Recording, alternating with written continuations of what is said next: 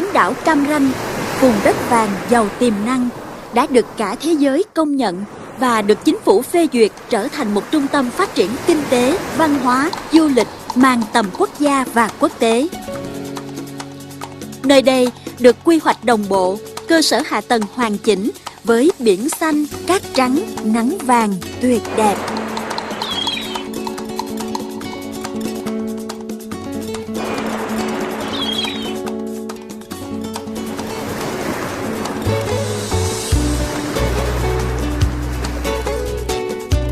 Nếu cuộc sống là một hành trình chinh phục tầm cao, tại vùng đất vàng, bạn sẽ thỏa sức khám phá đại dương huyền bí.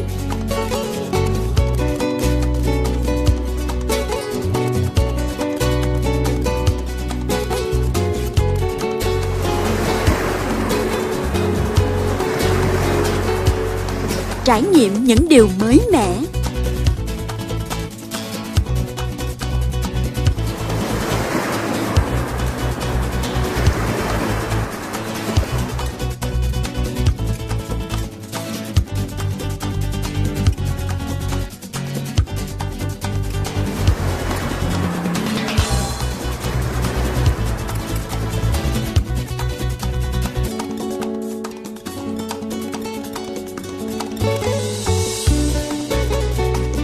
Tận hưởng cung bậc cảm xúc.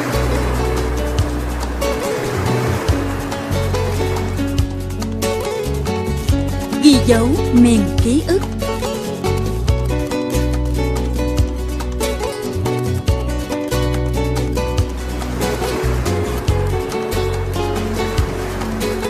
Trút bỏ lo toan thường nhật.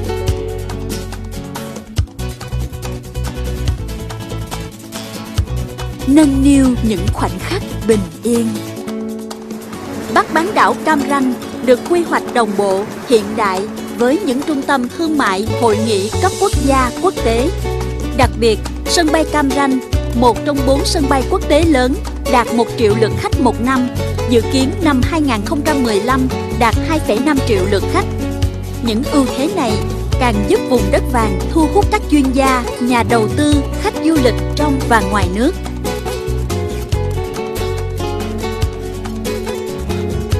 Theo quyết định của Chính phủ và Ủy ban Nhân dân tỉnh Khánh Hòa, khu du lịch Cam Ranh được quy hoạch với tổng diện tích 4.800 ha, trong đó chủ yếu là các khu resort 5 sao đẳng cấp quốc tế, khu du lịch nghỉ mát sinh thái biển, khu du lịch nghỉ mát sinh thái đầm, khu hội nghị cấp quốc gia, quốc tế. Đặc biệt, diện tích dành cho khu đô thị mới chỉ 111 ha, trong đó khu đô thị Golden Bay với quy mô đến 79 ha, bừng sáng giữa vùng đất vàng.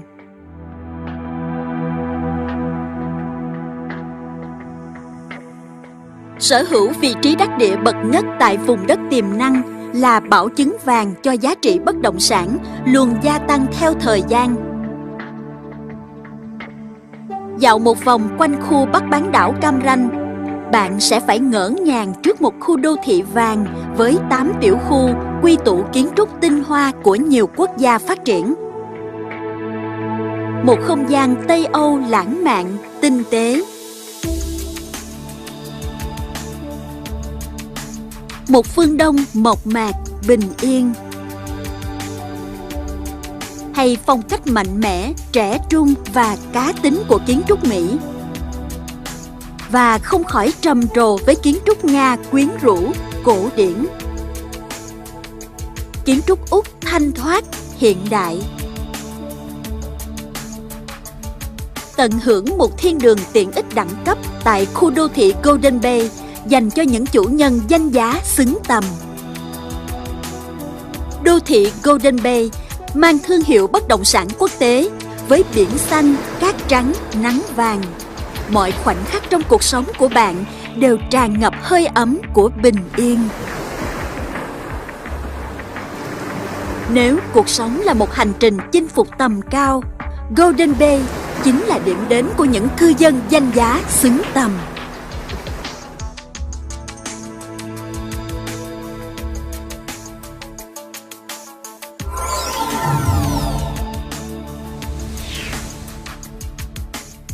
Golden Bay đô thị bên Vịnh Vàng.